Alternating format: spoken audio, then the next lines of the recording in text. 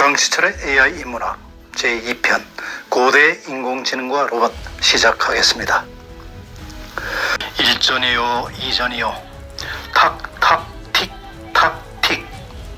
강사는 연불외듯 숫자를 중얼거리고 있었고 아이들은 열심히 주판화를 튕기고 있었습니다. 1970년도 우리나라 학원가의 핫 이템은 주산학원이었습니다. 학생들은 태권도처럼 승단 심사를 거쳐서 급수를 따기도 했고 대회에 출전도 했습니다. 상업고 학생들에게는 주산급수가 졸업 후 취업을 하기 위한 중요 스펙이었습니다. 주산왕, 암산왕이란 별명을 매우 자랑스럽게 여기던 때였죠. 그때는 몰랐습니다. 이렇게 체화된 우리의 주판 인자가 오늘날 우리를 디지털 강국으로 만들어줄 것을. AI의 대표적 기능은 인지적 정보 처리입니다. AI는 빅데이터를 분석해서 우리가 필요한 인지적 정보를 빠르게 제공할 수 있습니다. AI를 처음으로 생각한 과학자들은 귀찮고 어려운 계산을 대신해주는 기계가 인간의 노예 상태를 벗어나게 해서 인간의 존엄성을 지킬 수 있다는 생각을 했다고 합니다. 이런 AI와 유사한 기능을 가지고 있는 것이 주판입니다.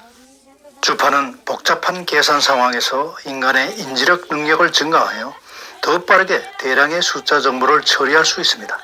주판의 도움으로 인간은 복잡한 계산으로부터 좀 더 자유로워지고자 했던 것입니다. 이런 관점에서 본다면 주판은 AI의 일부 능력을 고스란히 갖고 있습니다. 이것이 바로 주판을 AI의 조상이라고 부르는 이유입니다. 주판은 중국 원나라 시대에 우리나라에 들어왔기 때문에 그때 발명된 것으로 알려져 있지만 중국의 주판은 한나라 시대에 발명된 것으로 추정됩니다. 주판은 서기 190년경 한나라의 수학자 서열이 저술한 것으로 추정되는 구장산술이라는 고대 수학 교과서에 수암판이라는 이름으로 처음 소개되었습니다.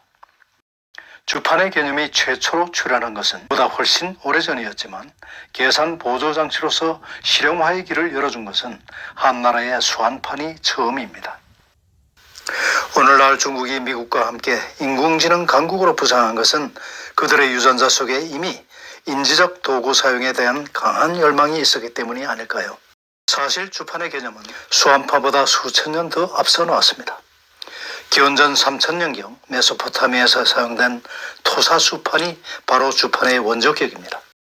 당시의 수판은 고운 모래를 얇게 덮은 간단한 판자로 그 표면에 손가락이나 막대기를 이용하여 세로 또는 가로로 여러 개의 긴 홈을 파고 그 홈 위에 칼쿨이라는 작은 조약돌을 늘어놓고 계산에 이용했습니다. 기원전 5세기경에는 이집트나 그리스, 로마 등에서 선수판이 등장했습니다. 이 선수판은 판자 위에 여러 개의 줄을 긋고 그 줄 위에 작은 돌을 놓아서 계산에 이용했습니다. 그러나 아라비아 수자의 보급으로 필산이 수판보다 편하게 되자 선수판은 유럽에서 17세기 말에 역사의 뒤안길로 사라지게 되었습니다. 이건 시계 같은데? 한 고고학자가 난파선 유물을 뒤지던 중 청동으로 만든 기계뭉치를 보고 놀라고 있었습니다. 말도 안 돼. 고대시대에 이런 걸 어떻게 만들어? 다른 학자가 얼굴을 찡그리며 그 기계를 이리저리 돌려보고 신기해했습니다. 1902년 그리스의 안티키테라 섬. 이곳 근해를 탐사하던 잠수부들은 해저 약 50m 지점에서 거대한 고대 난파선을 발견했습니다. 이 배의 침몰 시기는 기원전 약 76년으로 추정되었습니다. 그리고 그 안에는 항아리, 장신구, 조각품 등 수많은 유물들이 발견되는데 그 중에서도 가장 눈길을 끄는 물건은 청동으로 만든 기계장치였습니다. 큰 조각 하나와 작은 조각 둘로 나누어 발견된 장치는 매우 복잡하고 정교한 톱니바퀴 조합으로 구성되어 있었습니다. 그러나 안타깝게도 그 장치는 진흙과 녹, 석회가 뒤범벅이 되어 있어 함부로 손댈 수가 없었습니다. 학자들은 발견 장소를 따서 그 기계장치를 안티키레라 장치 이렇게 명명하고 그 기계를 잘 보존하는 것으로 만족해야 했습니다. 그 후 50여 년이 흐른 1950년대 학자들은 엑스레이와 컴퓨터를 이용해 이 고대의 장치에 대한 연구를 다시 진행했습니다. 지금까지 연구된 바에 의하면 315, 190, 100mm 크기의 이 장치는 복잡한 32개의 톱니바퀴로 구성되어 있습니다. 발견 당시에는 시계의 일종이라 여겨졌으나 내부 구조를 분석하자 아주 복잡한 움직임을 가진 천체 기록 장치라는 것에 의견이 모아졌습니다. 안티키테라는 태양, 달, 행성의 움직임을 계산하는 기계식 달력 인공지능이었던 것으로 추정됩니다. 측면에 있는 크랭크와 기어를 돌려 날짜를 맞추면 행성의 위치를 변경해 그날의 해, 달, 기타 별의 위치를 알 수 있도록 고안되었습니다. 놀랍게도 4년에 하루 정도 날짜가 늦게 돌아가도록 설계되어서 윤년을 계산했으며 1년이 365일음을 정확하게 맞추는 기능도 있었습니다. 2008년 과학자들은 칼리프스 주기를 표시한 것으로 간주됐던 청동 부분에서 올림피아라는 문자를 발견했는데 이것이 고대 그리스의 올림픽 개최 날짜를 나타내는 것이라는 것을 알게 되었습니다. 또한 계속된 연구로 행성의 위치와 달의 위상까지도 계산해냈음이 밝혀졌습니다. 그리고 구조가 처음보다 매우 복잡했다는 것도 밝혀냈습니다. 오파츠라는 용어가 있습니다. 시대에 걸맞지 않은 고대 유물을 의미하는 단어입니다. 지금까지 발견된 오파츠는 대부분이 조작으로 밝혀졌습니다. 하나, 안티키테라는 네브라 스카이디스크, 파이스토스 원반과 함께 공인된 3대 오파츠라고 불립니다. 인류 최초의 컴퓨팅 장치라고 부르는 안티키라라. 아무리 보아도 2000년 전 인간의 솜씨는 아닌 것 같습니다. 정말로 외계인의 손을 거친 것은 아닌지 모르겠습니다. AI와 로봇 기술의 급격한 발전과 함께 인간과 동물의 몸짓, 표정, 어투를 그대로 흉내내는 로봇이 속속 등장하고 있습니다.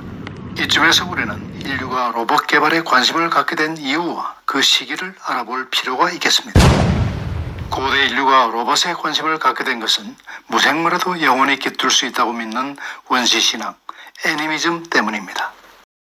따라서 물체의 인간적 특성을 부여하는 로봇과 AI 기술은 원시시대 때부터 인류의 관심사였습니다.